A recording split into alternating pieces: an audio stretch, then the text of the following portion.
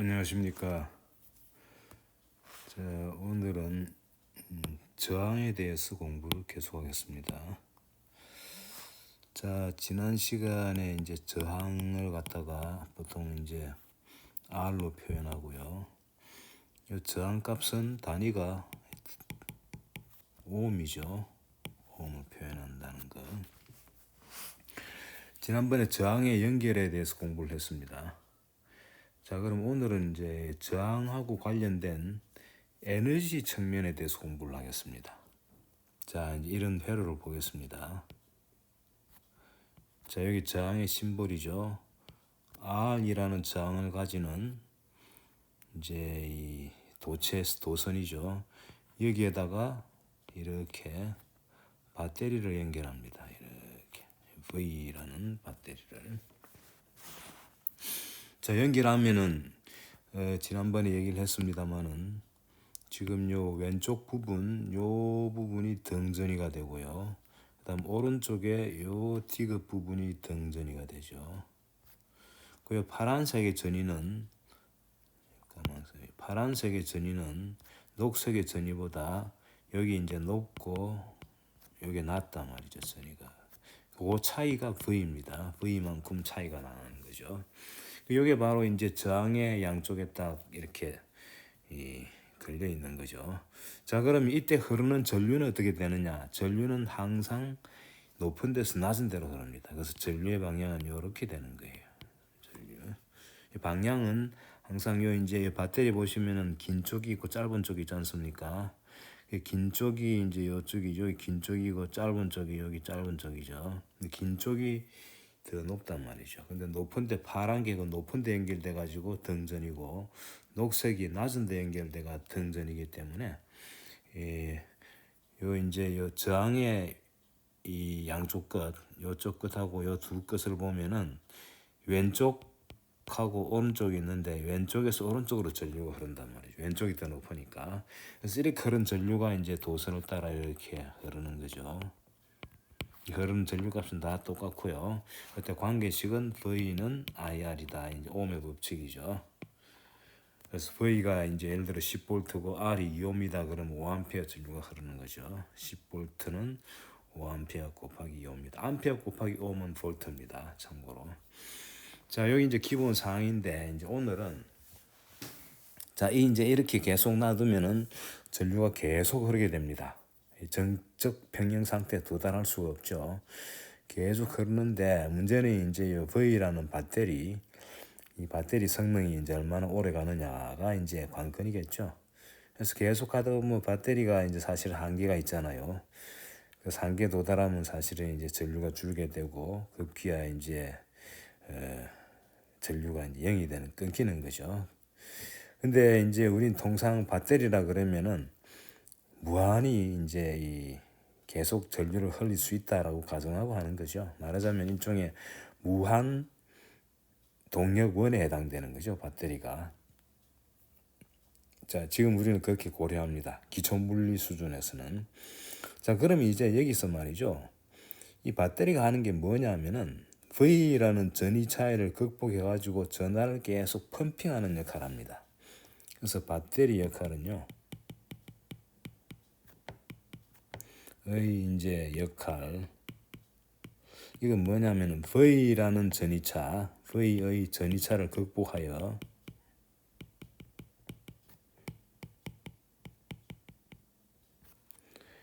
이 전하를 이제 계속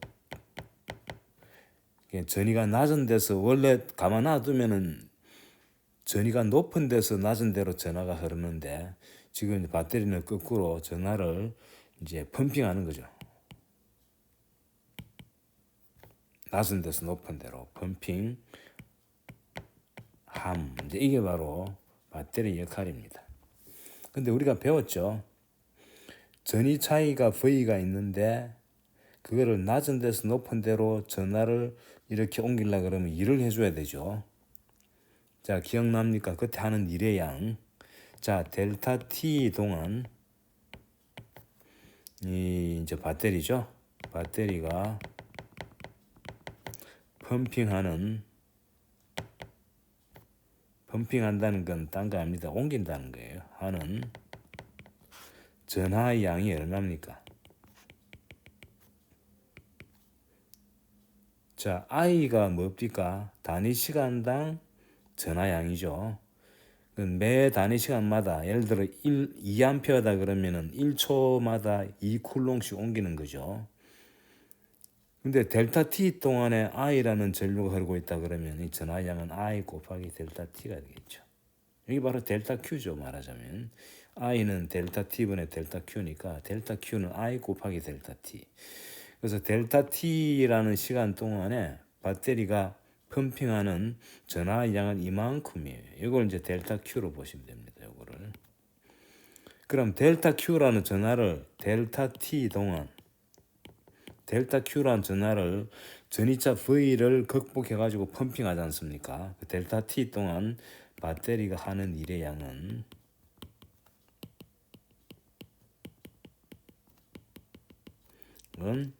전이차 곱하기 전하죠. 요 전이차를 갖다가 어떤 전하만큼 극복시키는 거죠. 그래서 이게 바로 뭐냐 하면은 전이차는 V고 전하는 델타 Q, I, 델타 T니까 요만큼씩 요 V는 볼테이지고 그저 볼트고 I는 암페어죠. 요렇게 볼트하고 암페어를 두 개 곱해가지고 델타 T를 곱해주면 여기 바로 하는 일의 양이 됩니다. 이게 바로 일의 단위니까 줄 단위가 됩니다. 자, 그래서 델타 T 동안 배터리가 하는 일의 양이니까 델타 W라 그럴까요? 일의 양, 요거를 델타 W라 그러면 요거는 바로 V 곱하기 I 곱하기 델타 T가 되는 거예요. 일을 계속 하죠. 델타 T가 이제 시간 간격이니까 시간 간격을 늘리면은 VI는 고정되어 있죠. 계속 일을 하는 거예요. 그래서 델타 T분의 델타 W가 바로 뭐냐면 단위 시간당 배터리가 하는 일의 양이죠. 배터리가 하는 일의 양인데 이게 얼마입니까? 이게 바로 V 곱하기 I다.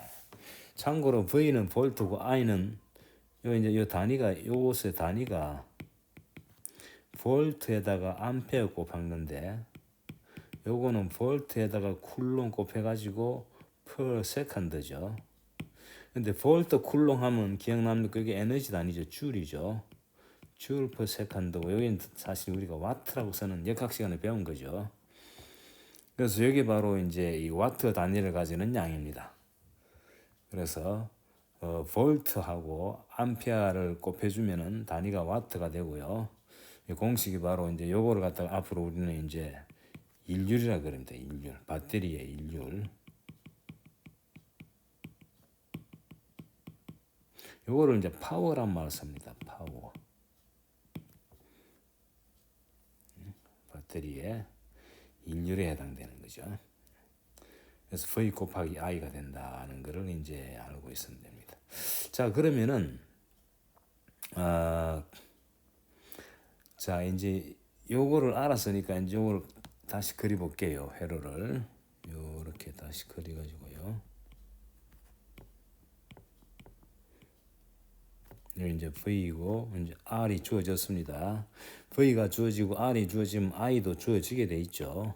관계식은 V는 IR이다. 여기 관계식입니다. 이 관계식이 해가지고 VR이 주어지면 I도 주어지니까 다 주어진 상황이에요. 자, 이제 여기 이제 얘기를 해봅시다. 자, 근데 이제 방금 공부한 바에 의하면은 배터리는 뭘 하고 있습니까? 이거는 델타 T라는 시간이 흘러가면은 동안에 바로 요 방금 배운 VI 델타 T만큼 일을 합니다.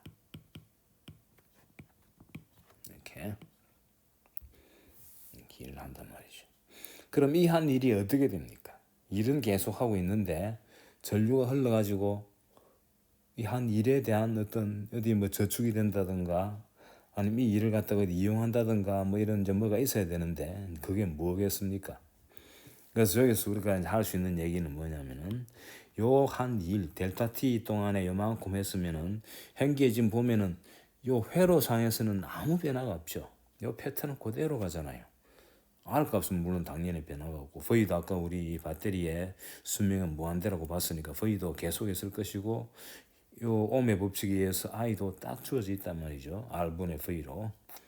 그럼 이렇게 계속 이제 흐르는데 그럼 이게 이제 어떤 현상을 우리가 이게 설명해야 되느냐 따라서 요만큼의 요 에너지가 R을 통해서 발산되고 있다는 게 피직스 내용입니다. 배터리가 델타 T 동안 요만큼 일을 하면은 델타 T 동안 R 저항을 통하여 외부로 발산된다 되는 에너지 값도 동일해야 된다. VI 델타 T다. 여기에 이제 우리가 이제 내릴 수 있는 결론입니다. 자, 뭔가 일을 하면 일한 만큼의 그 일이 어디엔가 축적이 되든가 아니면 뭐 발산되든가. 근데 사실 우리가 알죠. 뭡니까? 이 저항에다가 이 전류를 걸어주면은요, 이 저항을 통해서 빛이 나든가 또는 열이 나든가. 그래서 외부로 발산되는 에너지라는 게 형태가 빛이 될 수도 있고 또는 열이 될 수도 있습니다. 예를 들어서 전구담화 같으면 빛으로 나갈 테고, 뭐 전구담화도 열도 조금 이제 나가죠. 열과 빛이 이제 동시에 있다고 봐야 되고, 전열기 같으면은 전열기도 이제 물론 빛도 나가고 열도 나가죠. 이제 전열기는 열 위주고 전구담화 같은 경우에는 빛 위주로 이제 나가게 되겠죠. 그래서 빛과 열이 다 에너지를 가지고 있잖아요. 우리 저 열 역학에서 조금 배우기도 했죠. 그래서 그게 이제 저항을 통해서 발산된다라고 생각하면 됩니다. 자, 그래서 여기서 이제 중요한 식이 하나 나옵니다. 요렇게 R이라는 요 자리에, 요 R에 전류가 I가 흐르고 있다 그러면은 방금 우리 봤지만은 요 정확한 요 부분이 바로 열이 발산되는 순간이고 여기 이제 단위 시간당 발산되는 이제 열의 양 델타 T 동안 씁시다. 델타 T 동안 발산되는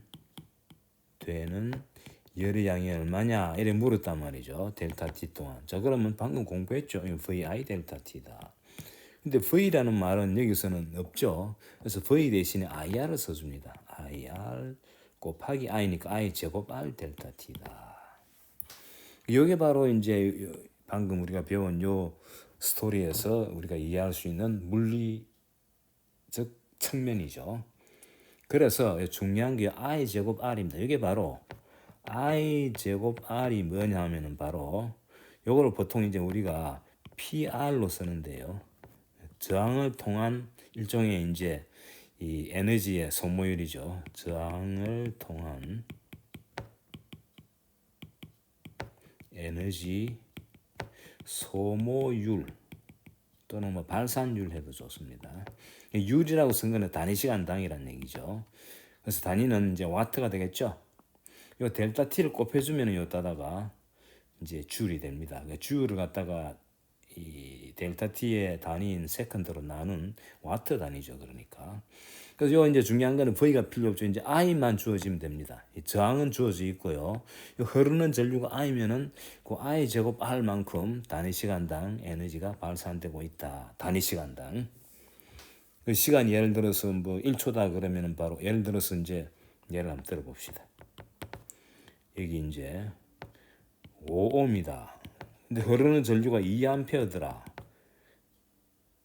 뭐 딴 데는 신경 쓰지 마세요. 이 부분만 딱 이 회로의 일부죠. 회로의 일부 중에 이제 5ohm의 저항에다가 전류가 2A 흐르고 있더라. 그러면 요 지금 5ohm짜리 요 저항을 통해서 예를 들어서 5초 동안 발산된 에너지 양이 얼마냐? 발산된 에너지 양이 얼마냐 물으면 뭘 쓰면 되겠습니까? 바로 I 제곱 R. 여기에 이제 이 에너지 소모율이고 그때다가 5초니까 곱하기 델타 T를 5초로 곱해주면 되는 거죠.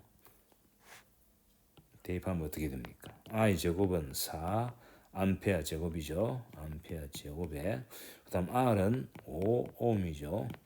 그 다음에 5 세컨드 해주면은 4, 5, 20에다 5 곱하면 100이죠. 100에 암페어 제곱 옴 세컨드인데 여기 바로 100줄이 되는 거죠.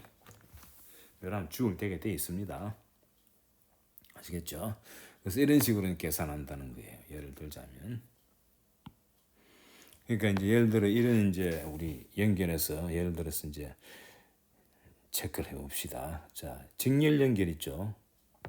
여기 R1이고 여기 R2입니다. 여기에다가 이렇게 연결했습니다. V를 연결했어요. 자, 그럼 이제 이렇게 연결해 가지고 이제 가만 놔두면 전류가 흐르죠. 자, 이때 흐르는 전류는 이제 이쪽으로 흐르겠죠. I 값은 얼마가 되느냐? 자, 기억나시죠? 요거 R1하고 R2를 직렬로 연결했으니까 요거 얘라는 타이틀을 달고 합시다. 총 장의 연결 배웠지 않습니까? R1 더하기 R2죠. 그래서 I는 V를 총장 R 이퀴벌런트 R1 더하기 R2로 나눈 거죠. 자, 그럼 이제 이걸 가지고 우리가 측면을 봅시다. R1을 통하여 발산되는 에너지, 발산율, 소모율이라고 할까요? 소모율은 요거는 PR1이죠. 요건 뭡니까? I 제곱 R1 해주면 되죠. 요거는 I 요거 이제 구해놨지 않습니까? 대입을 해봅시다. V over R1 더하기 R2 요것의 제곱의 R1 이렇게 되는 거예요. 여기 이제 매 단위 시간마다의 이제 이 소모율이죠. 자, 같은 요령으로 자, R2를 통하여 발산되는 에너지 소모율 요거는 P의 R2죠. 자, 요거는 I는 다 똑같으니까 I 그대로 쓰면 됩니다. R2를 해주면 되죠. 자, 요거는 계산하면 I는 똑같으니까 이 선이 쩍 가버리네요. 자, V over R1 더하기 이렇죠.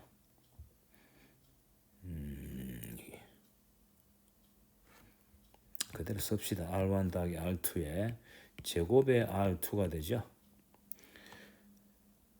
자, 그래서 이제 저항을 통하여 발산되는 에너지, 저항 두 개의 저항을 통하여 발산되는 에너지의 소모율을 이제 전부 합치면은 두 개를 대주면 되지 않습니까? 그래서 V over R1 더하기 R2의 제곱에다가 이 두 개를 더하니까 R1 더하기 R2를 여기 대주면 되겠죠. 그럼 여기 이제 하나 약분이 돼가지고 R1 더하기 R2분의 V 제곱이 되죠. 이제 여기에 바로 총 이제 단위 시간당 이 저항을 통해서 발산되는 겁니다. 자, 그러면 이제 이에 반해서 배터리의 일률을 봅시다. 배터리의 일률. 요거는 P의 이제 배터리니까 뭐라 쓸까요? 전지라 쓸까요? 자, 이거는 IV죠, 공식이 IV. V는 그대로 주어졌고 이제 I 값이 뭡니까? 방금 계산한 게 여기 I죠. 여기 I니까 V over R1 더하기 R2죠. 이렇게 계산하면은 V 제곱 over R1 더하기 R2가 돼가지고 요 값하고 요 값이 동일하다는 걸 알 수 있습니다. 그러니까 우리 저항의 연결 공식이 제대로 됐다는 걸 알 수 있죠. 그래서 에너지 측면도 보면은 이 따로따로 계산하게 대준 거나 아니면은 R 이퀴벌런트를 통해서 간 거나 똑같아 그런 얘기 됩니다. 보시면은 무슨 말인지 아시겠죠? 무슨 얘기냐면은 뭘 했는지를 이해 못하면 안 되니까 요거하고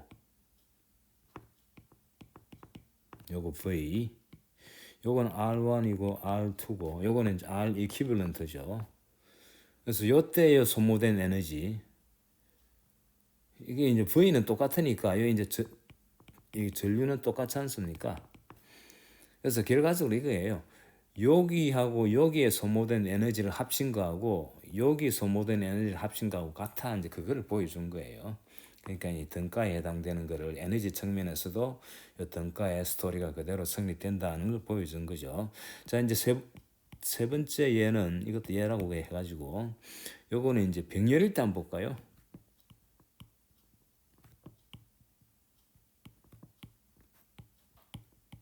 이렇게 돼 있죠. 자, 요 회로를 우리가 등가로 서면은 하나만 열어 써주면 되죠. 이건 V이고, 이건 V이고, 요건 R1이고, 요건 R2고요. 여기는 뭡니까? R1 더하기 R2분의 R1, R2죠. 여기 바로 R 이퀴벌런트죠. 병렬로 연결했을 때. 자, 그럼 요때 흐르는 전류는 얼마냐? 흐르는 전류는 여기 흐르는 전류하고 요 흐르는 전류가 같이가 안 하죠. 자, 요거는 구체적으로 요거를 이제 I1이라 그러고 밑에를 1이라 그랬네. 요거를 I1이라 그러고 요거를 I2라 그럽시다. 자, 여기는 전류 I가 흐르죠, 그냥. I가. 요 I는 사실은 요 두 개 대응계에 해당되죠. 요 이제 전류를 이제 I라 그러면은 자, I 하나하나 해 봅시다. I1은 자, 기억납니까? 요 디귿자하고 요 디귿자 전체가 등전이고 요쭉 디귿자하고 요쭉 디귿자가 등전인데 요 두 등전이체의 전이차가 V 아닙니까? 그러니까 R1, R2에 똑같이 V씩 걸리죠. 그래서 I1은 R1분의 V고 I2는 R2분의 V가 되죠. 자, 여기 I는 얼마입니까? 요 I는 V 오버 바로 R1 더하기 R2분의 R1, R2죠. 여기 분모입니다. 자, 그러면 이제 봅시다. 여기 R1을 통한 소모율, R1을 통한 에너지 소모율입니다. 소모율 요거는 얼마입니까? I 제곱 R이라 그랬죠? 그래서 I1 제곱 R1이죠. 요 값은 뭡니까? I1이 R1분의 V니까 자, R1분의 V의 제곱 곱하기 R1이니까 이거는 R1분의 V 제곱이죠. 마찬가지로 R2를 통한 소모율은 I 제곱 R 아닙니까? 공식이. 그러니까 이제 2니까 I2 제곱 곱하기 R2가 되겠죠. 그래서 I2는 V over R2가 되고 요거 제곱에다가 R2를 곱하니까 요거는 R2분의 V 제곱이죠. 그래서 두 개를 합친 거죠. 요 둘의 합은 뭐가 됩니까? R1분의 V제곱 더하기 R2분의 V제곱이죠. 이제 여기 바로 왼쪽에 요 저항 두 개를 통해서 발산되는 에너지 소모율입니다. 자, 그러면 이제 오른쪽에 요 R 이퀴벌런트 등가를 통한 소모율은 얼마냐? 요거는 I 제곱 R 이퀴벌런트죠. 근데 I가 뭡니까? 바로 요거 아닙니까? V over R1, R2에 여기 분모의 분모니까 분자로 올라가죠. R1 더하기 R2가 되고요. 요것의 제곱이 되고 그 다음 R 이퀴벌런트는 R1 더하기 R2분의 R1, R2죠. 자, 여기 계산해 보면은 V에다가 R1, R2 제곱에 요거 있으니까 하나 없어져 가지고 R1, R2만 남고 요건 제곱이 되고요. 그 다음 R1 제곱, R2 제곱인데 R1, R2가 있으니까요 R1, R2가 되죠. 이렇게 됩니다. 자, 이게 뭐하고 똑같으냐 하면 말이죠. 요게 요거를 요걸로 옮깁시다. R1, R2분의 V제곱 R1 더하기 R1, R2분의 V제곱 R2죠. 앞에 거는 R1을 약분하고 뒤에 거는 R2를 약분해버리면 여기 이제 두 개 자리가 바뀌었다 뿐이지 R2분의 V제곱 더하기 R1분의 V제곱이 돼가지고 요거하고 비교해보면은 동일하다는 걸 알 수 있습니다. 그러니까 우리가 이 구한 공식 그 저항의 연결 공식 있지 않습니까? 그 공식을 이제 확인한 거죠. 이 에너지 측면에서도 이 공식이 맞다는 것을 다시 한번 확인한 이제 그런 셈이 되겠습니다. 자, 시간이 조금 남아 있는데요. 그래서 간단한 모델 하나 소개하겠습니다. 이 드루드 모형이라는 건데요. 자, 지금 도체가 있습니다.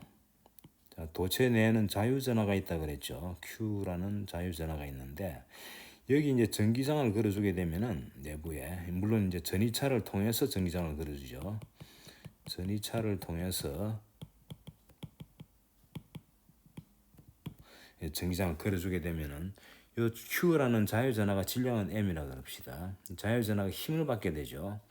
그때 받는 힘은 요 Q가 받는 힘이죠. 요거는 바로 Q 곱하기 전기장이 되죠. 그 요런 힘을 받아가지고 이제 움직이게 되니까 이게 이제 바로 운동 방정식에 의해서 M 곱하기 말하자면 이제 가속도가 되는 거죠. 그래서 이게 이제 바로 우리 역학에서 배운 이제 힘에 대한 건데 그러면은 이 가속이 되니까 요건 뭐냐면 M 곱하기 V 도트거든요. 그래서 V의 도트가 M분의 Q 곱하기 전기장이란 말이죠. 그래서 이 전기장 속에서 이제 이 속도가 점점 변한다는 뜻이죠. M분의 Q는 상수고요. 전기장 크기도 주어져 있죠. 근데 상수로 주어져 있다고 보면은 요 시기에 가지고 V 값이 뭐가 되느냐, 이 값이 안 변한다고 보면 전이차가 딱 정해져 있으니까. 그래서 요거는 M분의 Q 곱하기 2에다가 T 더하기 이제 초기의 속도 이렇게 되죠. 이게 이제 우리가 운동 방정식을 푸른 답이란 말이죠. 그래서 V 값을 보면은 T가 증가하면은 V도 계속 증가하게 됩니다. 그래서 이제 드루드 모형을 제가 소개하는 이유는 도체 속에 전이차를 걸어주면은 전류가 생긴다는 게 이제 ohm의 법칙인데 그때 전류는 딱 한정이 되어 있잖아요. ohm의 법칙이 뭡니까? ohm의 법칙을 다시 써주면은 V는 IR이다 해가지고 I는 R분의 V고요. 참고로 I는 뭐와 똑같냐면은 J 곱하기 A인데 J 기억납니까? NQV 곱하기 A죠. 근데 N은 이제 이 뭡니까? 이 저 자유전하의 수밀도고 Q는 전하고요. A는 면적이죠. 그리고 V가 바로 속력인데 요 속력에 이제 벡터로 썼습니다만 사실은 도선 이제 직선이 있으니까 방향은 딱 주어지니까 사실 이제 속력이 중요한데 근데 요게 이걸 그냥 대입하게 되면 i가 t에 비례하게 되는 거죠. i가 말하자면 t 함수가 되죠.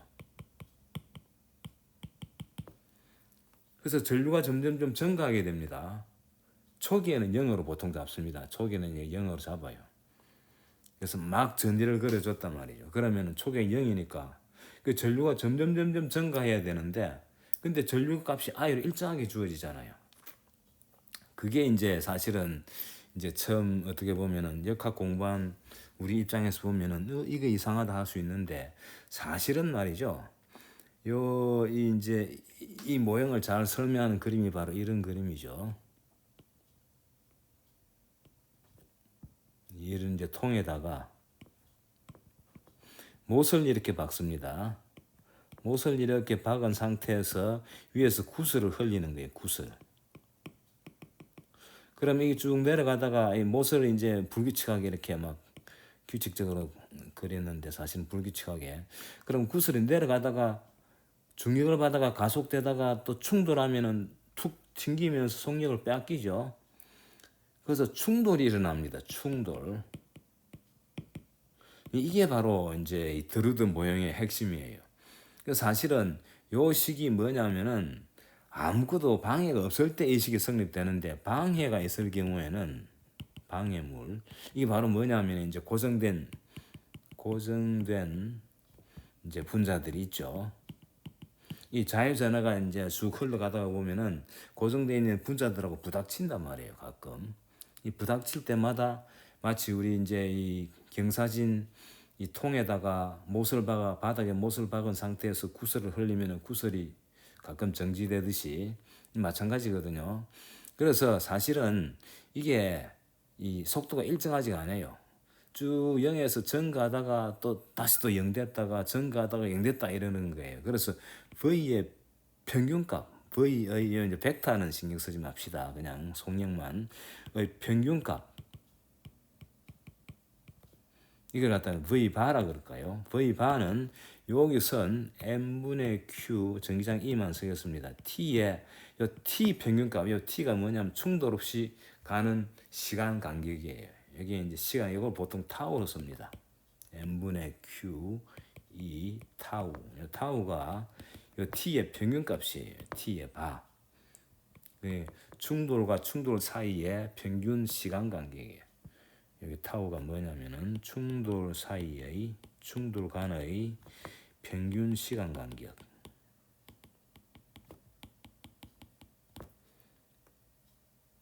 그래서 충돌 없이 말하자면 이제 쭉 가는 평균 시간, 충돌 없이 가는 평균 시간 간격으로 보면 되는 거예요.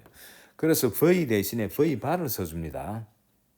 그러면은 I가 뭐가 됩니까? 요 공식 이해 가지고 N 곱하기 Q 곱하기 A에다가 요 V 대신에 요걸 써주면은 M분의 Q E 타우가 되죠. 요 A를 나눠주면은 A분의 이걸 J라고 썼죠. 요거는 NQ V 자리에다가 Q 제곱이 되고요. 이제 A가 여기로 갔으니까 Q 제곱이 됩니까? M이 되고 타우가 되고 E가 되죠. 그래서 J 이꼬르 시그마 E다 또는 1 오버로 곱하기 E다. 이게 바로 우리 옴의 법칙의 다른 형태죠. 이거로부터 시그마 값을 짐작할 수 있는 거죠. N Q 제곱 타우 오버 M. 여기 이제 시그마에 가라는 거예요. 근데 요 관계식도 중요하지만은 요 그림 요게 이제 아주 중요한 역할을 합니다. 그러니까 전기장 속에서 전류가 계속 증가 안 하는 이유가 뭐냐 물으면은 이 충돌로 인해서 이 전하가 일정한 속도가 계속 증가할 수가 없다는 거죠. 그래서 줄었다가 쭉 증가했다가 줄었다가 증가했다 해가지고 평균 속도라는 개념이 들어간다는 것을 이해하시면 되겠습니다. 참고로 요로 기준으로 쓰면은 역수 취해주면 되죠. M over N Q 제곱 타우다. 뭐 이렇게 비저항이죠. 비저항. 요거는 전도도고요. 이렇게 이제 이렇게 설정할 수가 있다는 거, 추론할 수가 있다는 겁니다. 자, 오늘 여기까지 하겠습니다. 수고하셨습니다.